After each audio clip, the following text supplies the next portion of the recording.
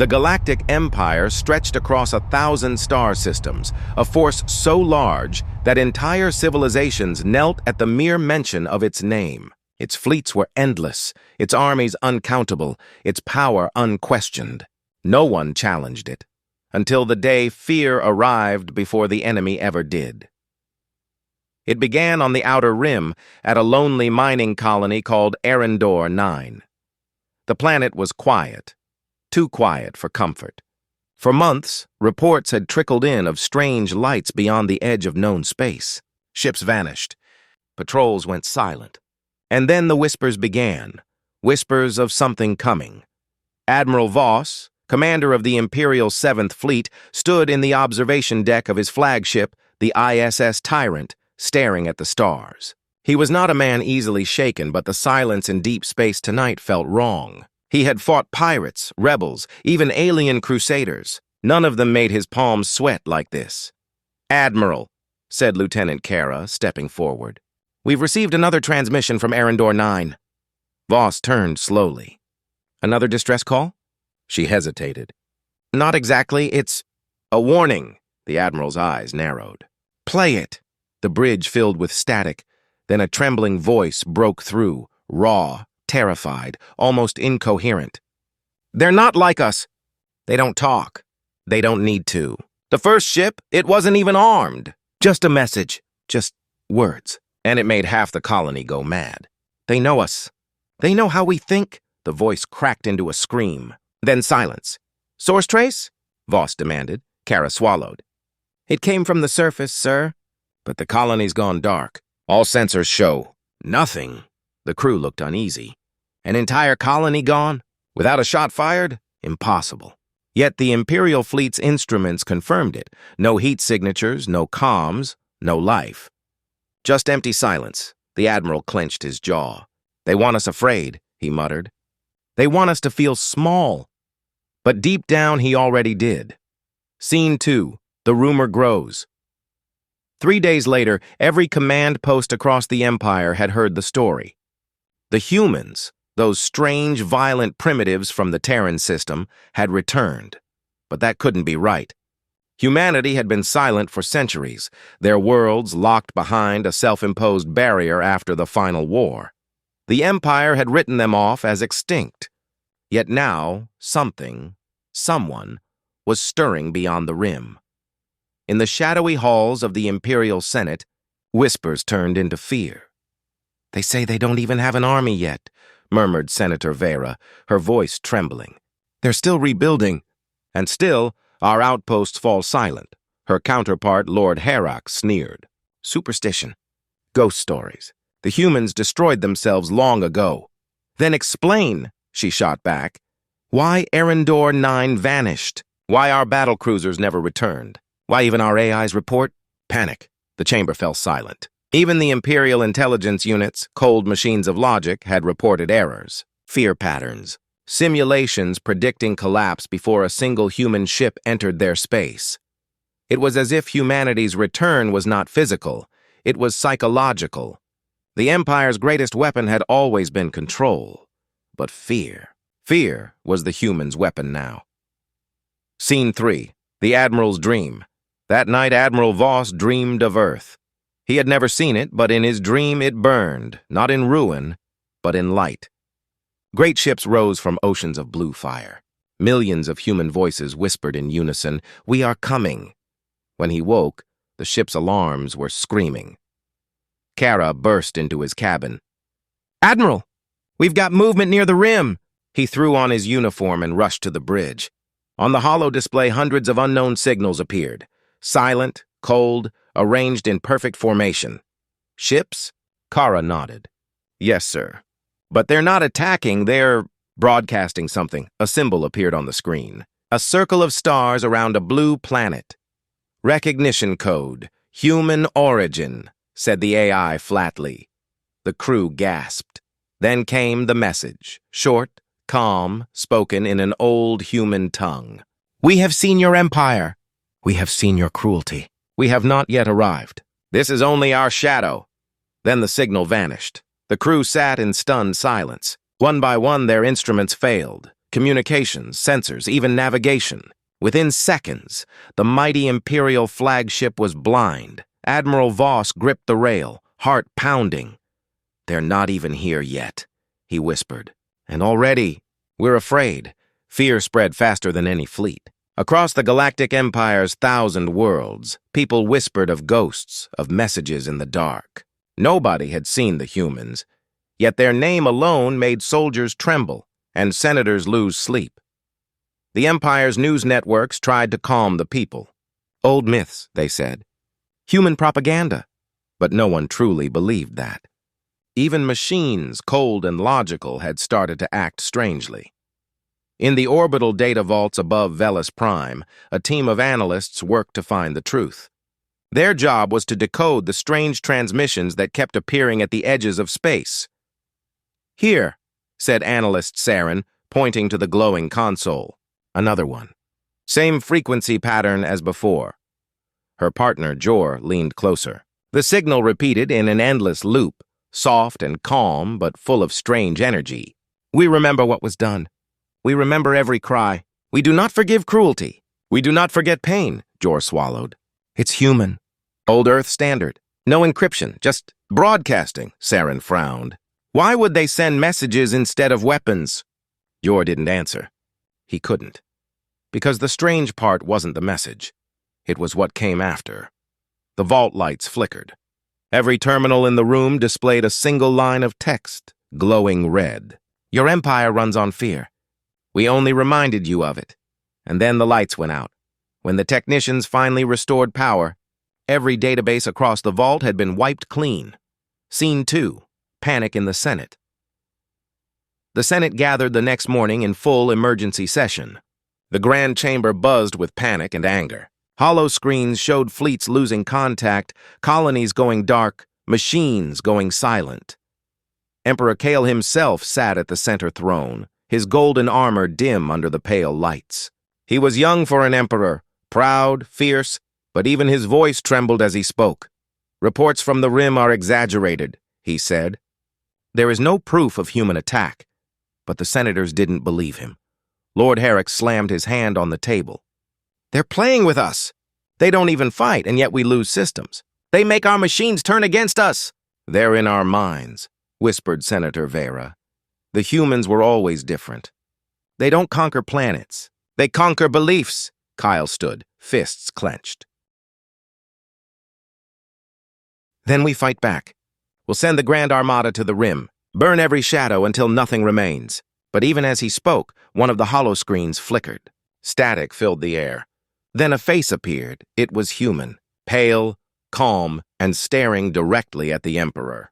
"You send ships against ghosts," the voice said softly. "But the real army is not even here." The image vanished. The room fell silent. For the first time in centuries, the Emperor of the Galactic Empire looked afraid. Scene 3, The Fleet That Lost Its Mind. The Grand Armada, 1,000 ships strong, launched toward the Rim under the command of Admiral Thallon. His orders were simple. Find the humans, destroy the threat, restore order.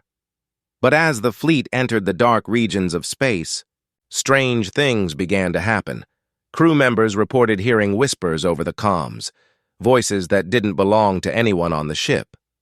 Sensors picked up readings that looked like entire fleets, only for them to vanish seconds later. One pilot claimed he saw a human standing on the hull of his ship, without a suit. Floating in space, watching him, Thallon dismissed it all as fear. "We are the Empire," he barked. "We do not run from shadows." Then the dreams began. Every crew member dreamed the same thing, standing on a blue planet under a burning sky, hearing billions of human voices say, "Remember us." When Thallon woke on the 6th day, half his ships had vanished from formation. No explosions, no signs of battle, just gone. He ordered an emergency retreat. But when he turned to his navigation officer, the man was shaking uncontrollably, eyes wide with terror. "Sir," he whispered, "the stars, they've moved." Thallon stared at the screen. The map was wrong. Every known coordinate had shifted, every system replaced by unfamiliar constellations. They were lost. And through the static, a final transmission came. You wanted to see the real army. But you can't fight what you can't understand. Scene 4, the collapse. Begins, by the time word reached the core worlds, the Grand Armada was gone. The Emperor ordered silence, but fear had already taken root. On dozens of planets, rebellions broke out. Whole cities declared independence, claiming the Empire could no longer protect them. The Imperial propaganda machines tried to fight back, but every broadcast was hacked. Every message was replaced with a single image, a blue planet surrounded by stars. And below it words appeared, "We are not coming to conquer. We are coming to remind." People began to question everything. Soldiers abandoned posts. Drones refused orders. The Empire's perfect machine was cracking from within. And still, no human fleet had arrived. Scene 5. The Emperor's Decision Emperor. Kyle stood in the silent throne room, staring at the ancient map of the galaxy. He touched the glowing symbol of Earth. "Why?" he whispered. "Why fear something that isn't even here?" From the shadows, an old advisor stepped forward. High Archivist Rowe, keeper of the old wars.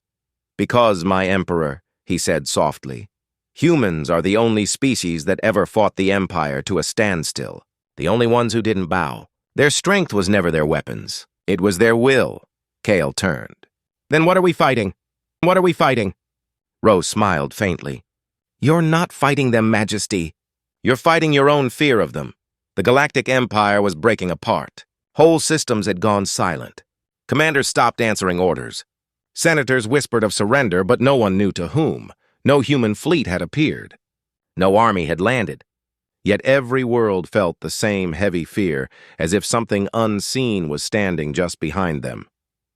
On the 6th week after the disappearance of the Grand Armada, a faint signal was detected near the outer barrier zone, an area long forbidden to Imperial ships. The signal was weak but unmistakable. It carried an identification code from ancient human design. "Impossible," muttered Captain Soran of the destroyer ISS Vengeance. "Those codes are over 3 centuries old." But the code was real. A single ship, small and slow, was drifting just outside sensor range. "Orders, Captain?" asked his helmsman. Soran hesitated. His stomach twisted. "We intercept," he said finally. "We'll see what ghosts look like." Scene 1. Contact. The ISS. Vengeance approached slowly, weapons armed, shields raised. The mysterious ship floated in silence, a small gray vessel scarred by time, barely holding together. It had no visible weapons, no energy readings, nothing threatening. Soran frowned. "Scan it again," the sensors clicked. "No life signs," said the technician. "No AI, no heat, no power. It's dead." Then the lights on the human ship flickered. The bridge crew froze. One by one, letters appeared across the ship's hull in burning blue light. Not in galactic standard, but in ancient human script. "We remember you." Before anyone could react, a calm human voice came through the comms, clear and quiet, as if the speaker were right there in the room. "You shouldn't have come." Captain Soran's blood went cold. "Identify yourself." "We are the Echo." "Echo?" he repeated.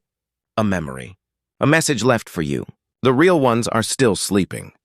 The transmission ended. Then, slowly, the human ship began to move, without any visible engines. It turned toward them, drifting like a ghost. "Maintain distance!" Soran shouted. "Fire a warning shot." A plasma bolt flew across the void and hit the ship dead on. Nothing happened. The scanners screamed. "Sir!" yelled the technician. "The shot, it passed through them." Scene 2. The message, the human ship stopped moving. The bridge of the Vengeance went silent. Then a beam of white light connected the two ships. Suddenly, every screen on the Vengeance changed. Images flashed, cities burning, alien armies marching, slaves crying out for mercy. The Empire's own history, its cruelty displayed in perfect detail. Then came other images, humans, small and fragile, standing against vast alien fleets. Planets burning around them. They never ran. They never begged. And at the end, One final message appeared across every screen. You built an empire from fear. We learned how to destroy fear. The real army isn't here yet, but when it comes, it won't bring weapons. It will bring truth. The lights dimmed. Every system on the Vengeance shut down. The ship drifted helpless in space for hours. When the power returned, the human vessel was gone. But a new signal pulsed in their nav systems, a set of coordinates. Captain Soran stared at the data. They want us to follow. Scene 3. The Lost Colony. The coordinates led to a dead world, Varela 4, once a mining outpost destroyed in the early days of the Empire. When the Vengeance arrived, they found the surface covered in ruins, and thousands of symbols carved into the ground. Each symbol was human. Each one said the same thing. We remember. Soren and a landing team descended to the surface. The air was still. The sky glowed faintly red. "Captain," whispered one of the soldiers, "this planet's supposed to be uninhabitable." "It is," said Soren. "So who wrote this?" A voice answered behind them. "We did." They turned and saw a figure standing among the ruins. A human dressed in old military armor, face hidden behind a cracked visor. The team raised their weapons. "Identify yourself," Soren demanded. The human tilted its head slightly. "I am not alive. I am a recording. A memory of what your kind did here." Soren hesitated. "You're an AI?" "No," said the figure. "Something older. We are the voices of those you silenced. You took our worlds. Now you will take our memory." And as it spoke, the ruins around them lit up, thousands of glowing blue symbols. The ground trembled. Soran's communicator screamed with interference. "Captain! The ship's systems are failing again. The message is spreading." Soren looked around as the symbols rose into the air like fireflies. His soldiers panicked, firing wildly into the light, but the bullets hit nothing. The human figure looked at him one last time. "The real army doesn't need ships, Captain. It lives inside you now." And then it vanished. Scene 4. Return to the Empire. When the Vengeance returned home, the Empire expected answers. Instead, they got silence. Captain Soren refused to speak. He sat alone in his quarters, eyes distant, repeating one phrase over and over, "We remember you." His crew grew restless. Some refused to serve. Others simply disappeared. Within weeks. The infection spread. Ships across the Empire began receiving strange signals from their own computers, codes written in human language. Everywhere the same message appeared. "The Echo has spoken. The real ones are coming." Part 3. Summary. The Empire finally encounters a single human ship, only to learn it's not truly alive. It's a ghost, an ancient remnant of humanity's vengeance, spreading a virus not of machines, but of memory and guilt. Now the Empire's fleets crumble not from battle, but from within and far beyond the stars. Deep in the quiet void of Sol system, something stirs. The humans, the real ones, are waking up. The Empire was collapsing faster than anyone believed possible.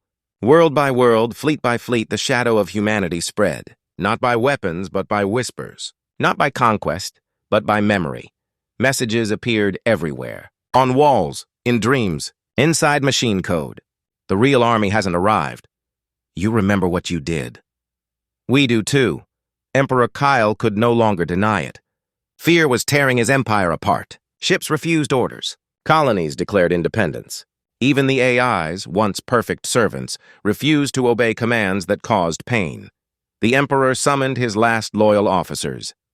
In the Great War Hall, beneath the golden banners of the Empire, he gave a single command. Find them.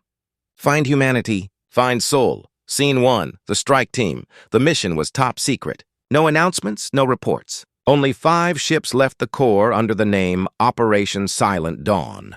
They were led by Commander Alara Vale, a woman known for her loyalty and sharp mind. She had fought in a dozen campaigns, won every one, and believed in the Empire with all her heart. But even she felt uneasy. As her fleet approached the dark edge of mapped space, strange things began happening. The stars around them seemed to fade. Their navigational data twisted just like the Grand Armadas had. "Keep course," she ordered. We're almost there. Her second-in-command, Captain Drain, frowned. If the stories are true, Commander, we may not want to find them. Alara gave him a cold look. Stories don't win wars, but deep down, she wasn't sure anymore. Scene 2, the dead system after 3 weeks in the dark. They found it. Sol system. The cradle of humanity. Their instruments showed 9 planets, cold and quiet. The sun was dim, smaller than the records said. Earth itself was covered in clouds, its surface unreadable. No signals, said Drain. No power sources. It's dead. Then we land, said Alara. The fleet descended through thick gray clouds. Lightning cracked across the sky as they broke through the atmosphere. Below, oceans of rust-colored water stretched endlessly. Ruined cities rose from the fog, towers broken, silent, and half-buried in dust. Commander, Drain whispered, there's nothing left. But Alara didn't answer. Her eyes were fixed on something glowing in the distance, an enormous ring of blue light floating above the ruins of what once was New London. Scene 3, the monument. The landing team approached the ring on foot. It was massive, taller than any Imperial structure, made of unknown metal, humming softly. At its center, a beam of light rose into the sky. Within it, shadows moved, figures faint and human-shaped. Drain shivered. Is that them? Alara walked forward slowly. No, it's a projection. A message. A voice filled the air, calm, ancient, and human. We are what remains of humanity. This is not a weapon. It is a memory. The figures inside the beam turned. Millions of faces, men, women, children, each one looking straight at the soldiers. You feared us because you never understood us. You thought we built empires. We built dreams. Alara took a step closer. Who are you? We are the Archive. The real army is not here yet. We were left to remind the galaxy of what you erased. The ground trembled. Around them, the ruins began to glow. Across the dead city, symbols lit up, old human writing, carved into every wall and stone. Every world you took from us, every life you destroyed, we remembered. We sent the memory back to you. Scene 4. The Truth Drain stared at the glowing ruins. Commander, they're not attacking. They're showing us. Alara's voice was quiet. They don't need to attack. Look at us. The Empire is already falling. The human voice continued. The real army will not come with ships or guns. It will come with truth. It will come when you finally see what you became. Suddenly, the light faded. The ring dimmed. The voices vanished. Silence returned. Then Alara's communicator buzzed. Commander! Cried a voice from orbit. You need to see this! Cried a voice from orbit. You need to see this! She turned her eyes skyward and gasped. Above the planet, hundreds of shapes were emerging from behind the moon. Not ships of metal, but energy forms, pale blue silhouettes of humans, each glowing like a star. They drifted silently toward Earth. Drain's voice trembled. Are they alive? Alara shook her head slowly. No, they're memories. Billions of them. The lights gathered in orbit, forming a single colossal figure, an outline of a human hand reaching across space. The Empire's soldiers fell to their knees. The real army, Alara whispered, was never flesh. It was the memory of what they endured. Scene 5. The return transmission. Every Imperial ship in the galaxy received the same broadcast that day. The image of the glowing hand appeared above every world, every fleet, every palace. We are not here to conquer, the voice said. We are here so you can see what you made us become. Then the transmission ended, and across the stars, millions of Imperial citizens began to weep. They saw not enemies, but reflections of themselves, what fear and cruelty had turned them into. For the first time in centuries, the Empire felt shame. The message from Earth changed everything. Across the galaxy, the Empire stood silent. Every soldier, every governor, every slave watched the image of that glowing human hand reaching across the stars. It was not a weapon, it was a mirror. Some cried, some prayed, and some grew angry. In the Imperial Palace on Velis Prime, Emperor Kyle sat alone. Around him, his council argued in frightened voices. They're ghosts, one shouted. They have no armies, no fleets, only tricks. They've infected our systems, another hissed. This is psychological warfare. Kale didn't speak. He stared at the holographic hand still hovering above the planet. It was beautiful, calm, and unstoppable. Finally, he rose. Enough. They showed us their past. We will show them our strength. His generals nodded in silence, but the Emperor's advisor, Archivist Rowe, stepped forward. Majesty, he said softly, what if the message was not a threat? What if it was a test? Kale glared at him. A test? Rowe nodded. Perhaps they are asking if we can still learn. The Emperor turned away. Then they will learn that we do not kneel to ghosts. Scene 1, the division. Not everyone agreed with Kale. Throughout the Empire, soldiers began to question their orders. On the starship ISS Seraph, Captain Lyra John watched her crew argue. We can't fight them, said one officer. They haven't fired a shot. They're manipulating us, said another. We should destroy their relics before they infect more systems. Lyra listened quietly, then spoke. Maybe they're not trying to destroy us. Maybe they're trying to stop us from destroying ourselves. The bridge fell silent, but her words spread through the fleet. Thousands of soldiers began to refuse orders. Some ships shut down their weapons. Others abandoned their posts entirely. They called themselves the Remembered, Imperials who believed humanity's message was a warning, not an attack, and as their numbers grew, the Empire began to tear itself apart. Scene 2, the signal far from the chaos. Commander Alara Vale still orbited Earth. Her team had witnessed the monument, the glowing memories, the hand in the sky. They had seen the truth, but something new had appeared. A fresh signal was coming from the dark side of the moon, strong, steady, and unmistakably human. Is it another recording? Asked Drain. Alara shook her head. No, this one's different. It's alive. They followed the signal to an old structure half buried in lunar dust, a human base, ancient but powered. Inside, machines hummed softly, and in the center of the chamber, inside a transparent pod, a man slept. He was human, real, flesh and bone. Drain whispered, Is that one of them? Alara nodded slowly. He's still alive. Scene 3. The Awakening. When the pod opened, the man gasped for air and sat up. His eyes were cold and bright, his skin pale as frost. He looked around at the Imperial soldiers unafraid. Where am I? He asked. Alara hesitated. You're on the moon.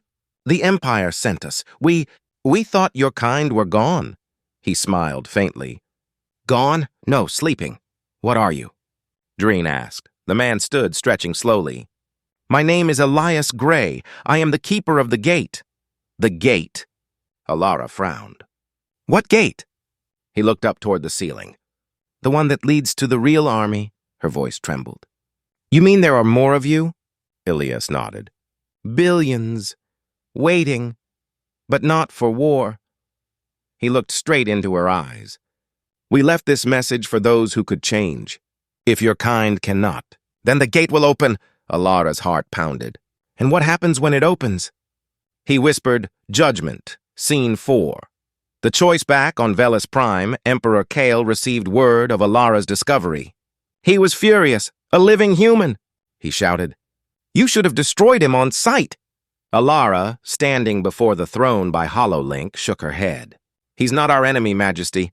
He says there's still time to stop this. Kale's voice turned cold. Then you will capture him and bring him here, alive. When the transmission ended, Alara turned to her crew. We're not taking him to the Emperor, Drain stared at her. That's treason. It's survival, she said. If the Emperor meets Elias, he'll kill him, and then the gate will open. The crew exchanged uneasy glances. Outside the viewport, Earth's ruined surface glowed faintly. The blue light from the monument was pulsing faster now, like a heartbeat. Scene 5. The heart of humanity, Elias, stood at the edge of the crater, staring at the distant Earth.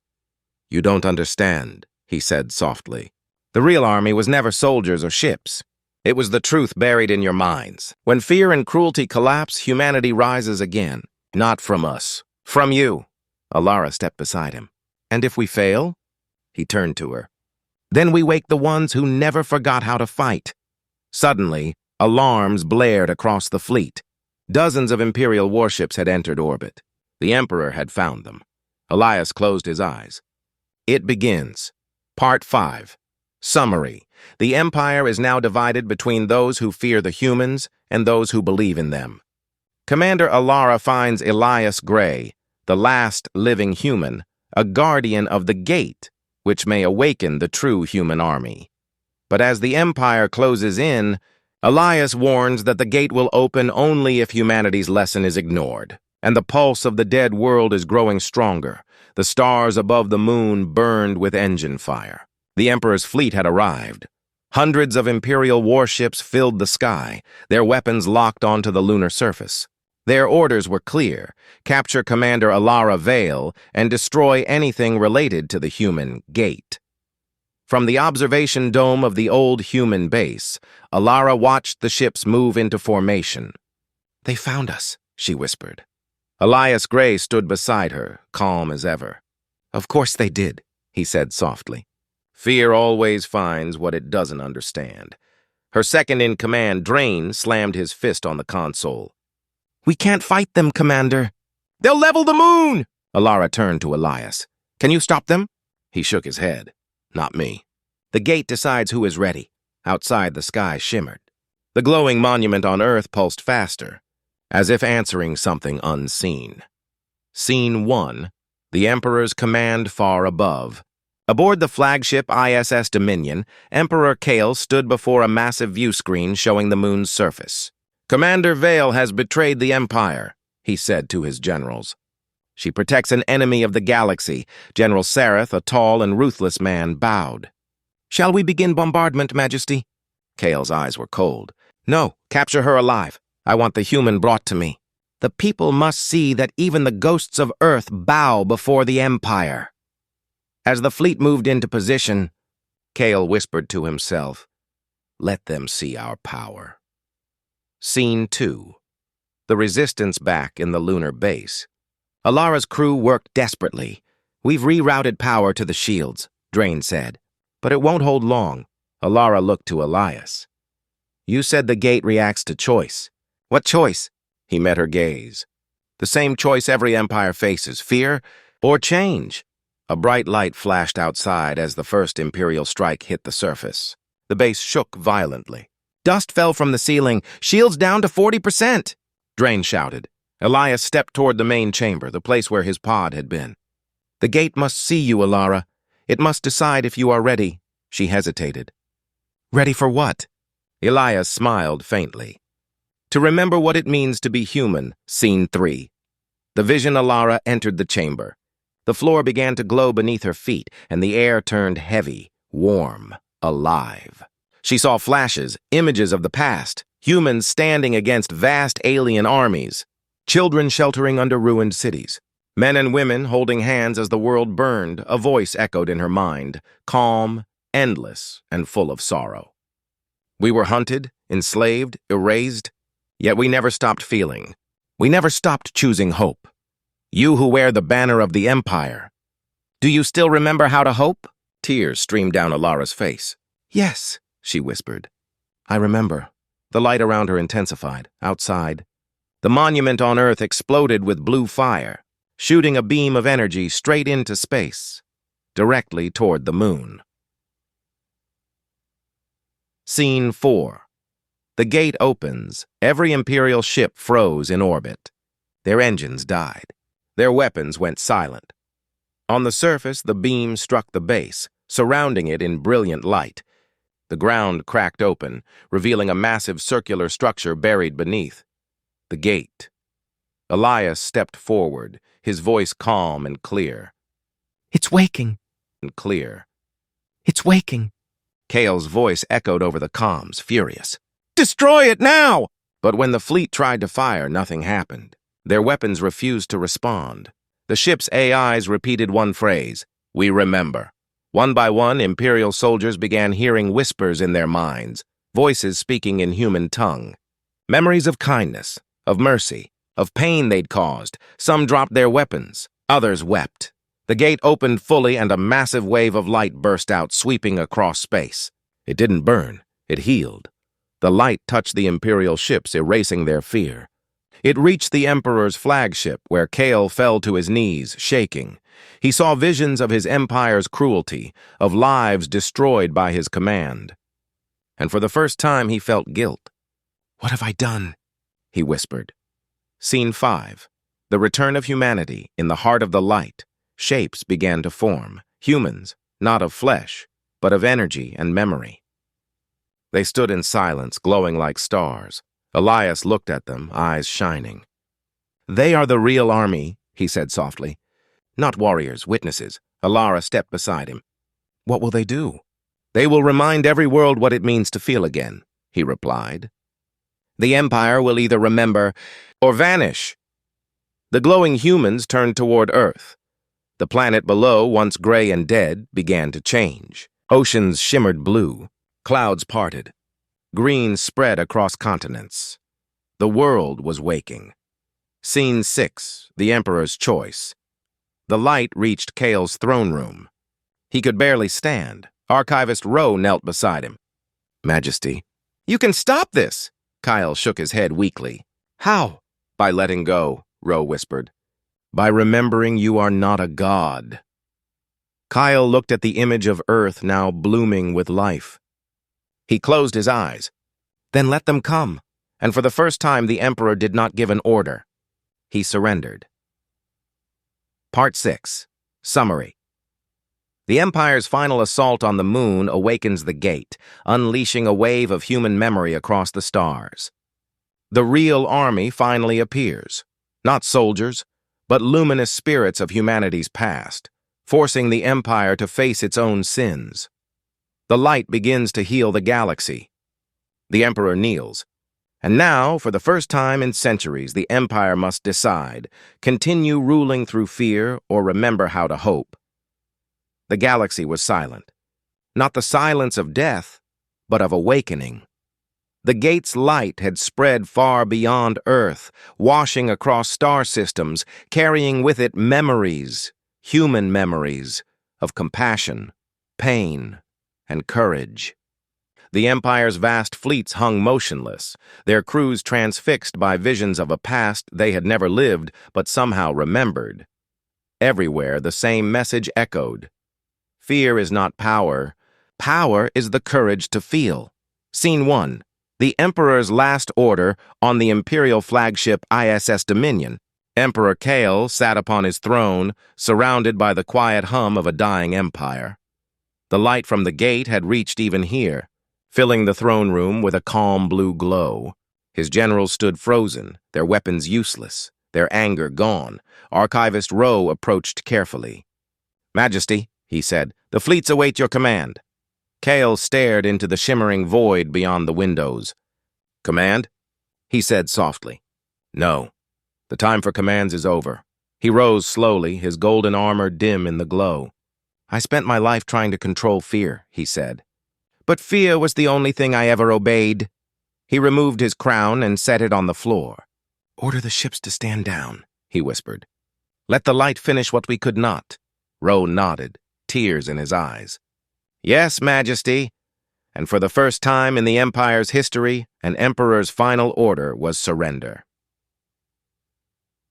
Scene 2. The Gate.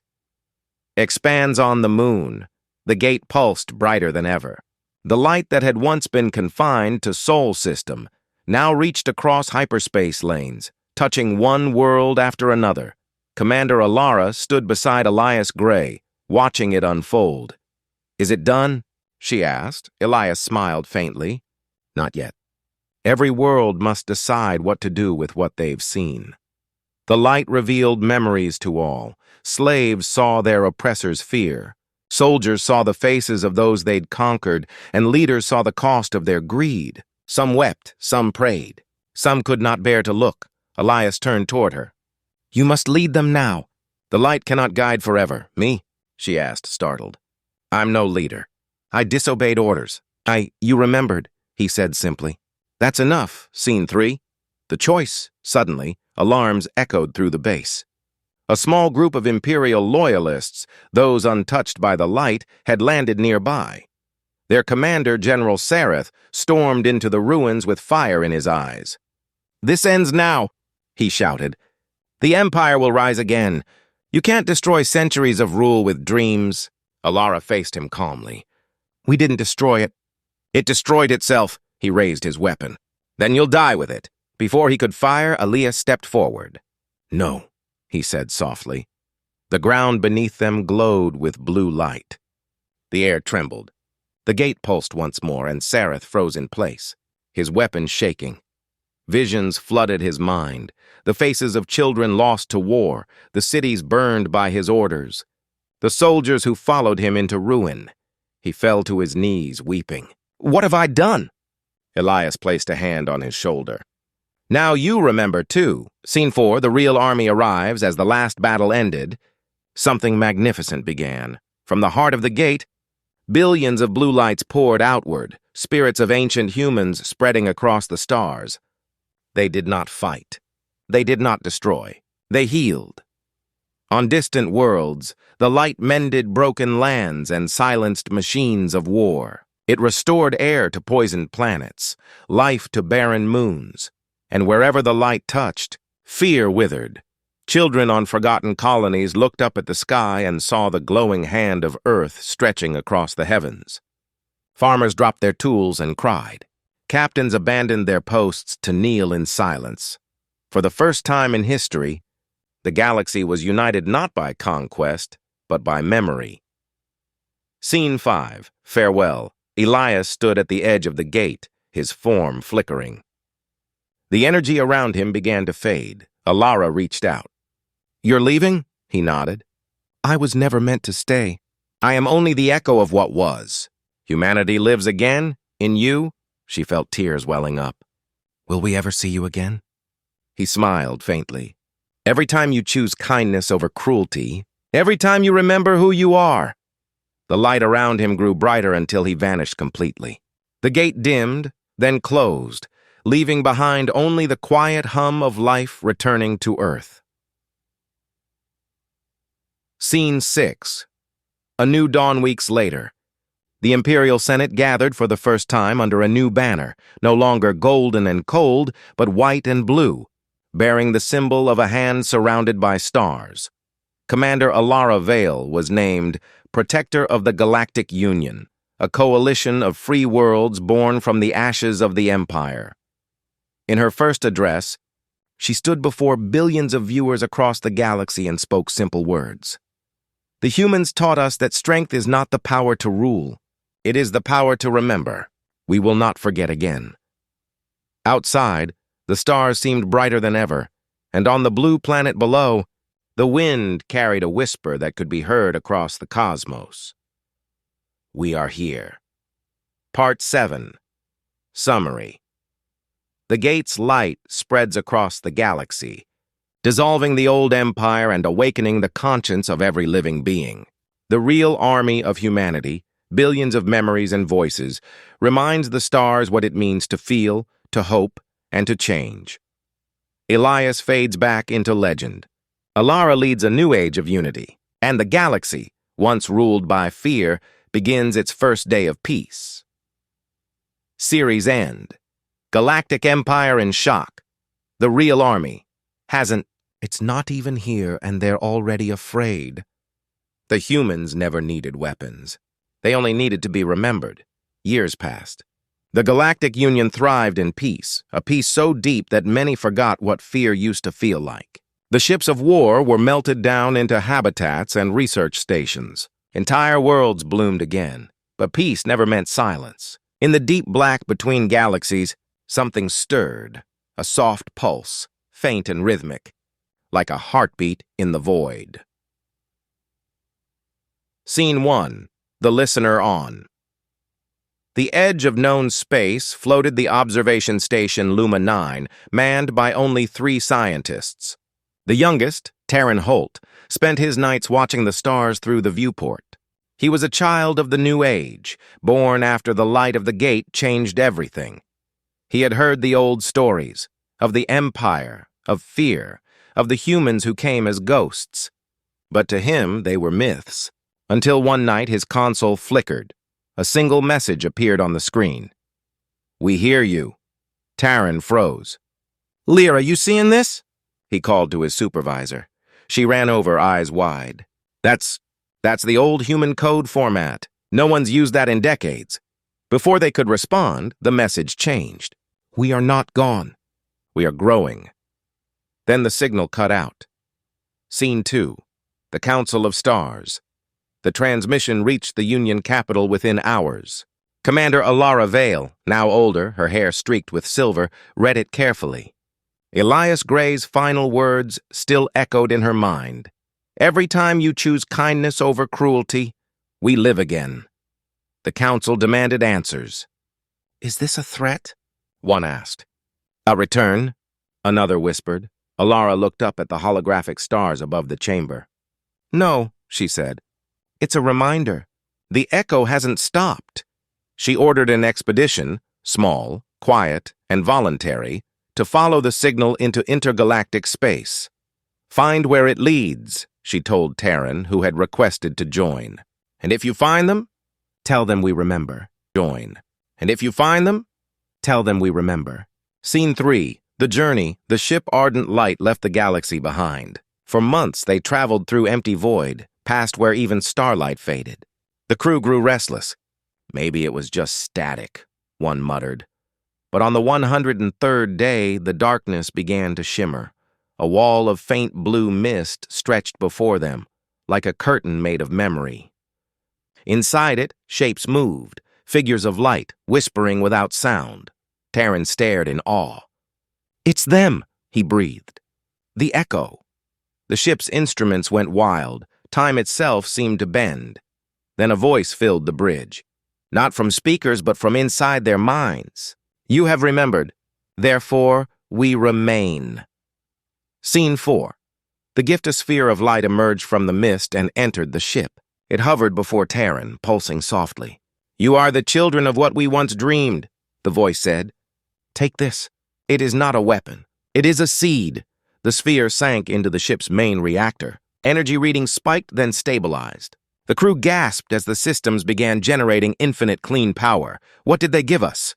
whispered the pilot. Taryn smiled faintly. "A future." Outside, the mist faded, leaving only quiet stars. The echo had vanished once more. Scene 5. Return. When the ardent light returned to the Union, the news spread like wildfire. World celebrated not out of fear or worship, but gratitude, the seed of Sol, as they called it, became the foundation of new exploration. Ships powered by hope instead of conquest, traveling not to rule, but to learn. Alara watched the first of these vessels launch into the stars. Her heart swelled with pride. "We finally learned," she said softly to herself. "They didn't save us. They taught us how to save ourselves." Scene 6. The last transmission years later, long after Alara's passing, an automated probe drifted beyond the Union's borders. Its sensors picked up a final faint whisper carried through the cosmic background. The same ancient human voice, calm and strong. "We are the memory that binds the stars. Where there is fear, we will rise again. Where there is kindness, we will rest." The probe sent the message home. On a dozen worlds, people looked up that night and smiled, feeling, for just a moment, warmth in the starlight. And deep within the quiet heart of Earth, the gate pulsed once, slowly, like a heartbeat. Part 8. Summary. Generations after the fall of the Empire. The galaxy lives in peace, until a faint human signal reveals that the echo still watches. A new expedition ventures beyond the edge of space and receives humanity's final gift, a seed of endless light, symbolizing the power of unity and memory. The story ends not with war or fear, but with wonder. Humanity's legacy continues, not as conquerors or ghosts, but as a living reminder that compassion endures even among the stars. Centuries passed. The Galactic Union became more than an alliance. It became a civilization of peace and memory. The worlds that once bowed to the Empire now stood side by side, bound by one promise. We will not forget what made us afraid. We will not forget what set us free, but time, as always, carried change. New generations grew up under quiet stars. The story of the humans became legend, a tale teachers told to wide-eyed children. Many no longer believed the echo had ever been real, until the stars themselves began to move. Scene 1, The Wanderer On. A lonely research ship named Nova's Grace. Young Captain Rin Solis charted deep space beyond Union borders. Her crew was small, scientists, explorers, dreamers. They carried no weapons, only curiosity. One evening, the sensors caught something strange, a single light drifting through the void. It pulsed rhythmically, not like a star, not like any ship. "Is it debris?" asked her navigator. Rin shook her head. "No, it's calling." She opened a channel expecting static. Instead, a voice whispered through the speakers. Quiet, ancient, filled with warmth. "Hello, child of the Union. We have watched you grow." Rin froze. "Who are you?" "We are the first. We are the memory of Sol." Scene 2. The Archive Planet. The signal led them to a hidden world cloaked in light, a planet that didn't appear on any maps. Its surface shimmered like liquid glass, reflecting the stars above. As they descended, the voice returned. "You learned peace. Now learn creation." At the center of the world stood an immense structure, a sphere made of crystal and light, beating slowly like a heart. Inside it floated millions of glowing fragments, memories, thoughts, and dreams, not just human, but from every species of the Union. Rin stepped closer. "What is this place?" "The Archive," said the voice, "where the real army rests. Not to fight, but to begin again." Scene 3. The message of the past. When Rin touched the crystal surface, visions flooded her mind. She saw the old empire burning, the gate's light spreading, Alara's final speech. She saw Elias Gray smiling as he faded into brilliance, and then she saw something new. The future. Every 1,000 years, the echo said, the memory fades. Fear returns in new forms, but so does hope. "You are the next keepers," Rin gasped. "You want us to become the echo?" "No," the voice said gently. "We want you to remember how." Scene 4. The dark edge. Suddenly the planet trembled. The stars above flickered. A shadow appeared at the edge of space, a mass of dark energy spreading like ink. The ship's alarms screamed. "It's absorbing light!" shouted the navigator. "A gravitational anomaly. No, it's feeding on the gate energy." The echo's voice turned solemn. "It is the forgetting, the hunger born when minds abandon memory. Every age creates it anew." Rin clenched her fists. "How do we stop it?" "Not with weapons," the echo said. "With remembrance." Scene 5. The awakening of the Union. Rin transmitted the signal of the Archive back to Union space. Across 1,000 worlds, people stopped what they were doing as the ancient human light reappeared in their skies. The same message filled every mind. Remember who you are. Citizens gathered in the streets. Hands joined across species, sending out their own memories, love, kindness, sacrifice. The network of thought and feeling spread faster than any fleet. The dark energy shrieked as the light of memory struck it. Slowly, the shadow dissolved back into nothingness, and then, silence. Scene 6. The new echo. When the light faded, Rin stood on the Archive's surface once more. The crystal heart glowed softly. "You have done what we could not," the voice said. "You remembered before it was too late." Rin bowed her head. "What happens now?" "Now you carry the memory forward. The echo is not a single species. It is every being who chooses compassion over fear." The voice paused, then added, "Tell your people, humanity never left. It became all of you." Scene 7. Return to the stars. When Rin and her crew returned home, the Union celebrated not with fireworks, but with silence. the kind of silence filled with wonder. Children painted the glowing human hand on walls again. Old soldiers wept as they told the story of the gate.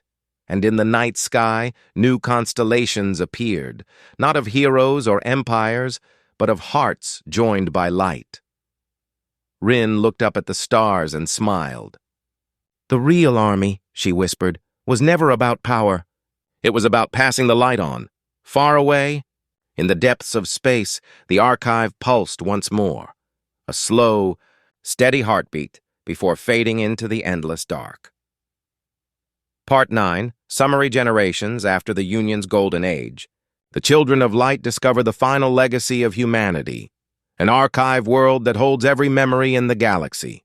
When a new darkness rises, the forgetting, they defeat it not through war, but through unity and remembrance. Humanity's spirit is no longer confined to earth or legend. It lives in every being who chooses empathy, courage, and truth. Who chooses empathy, courage, and truth.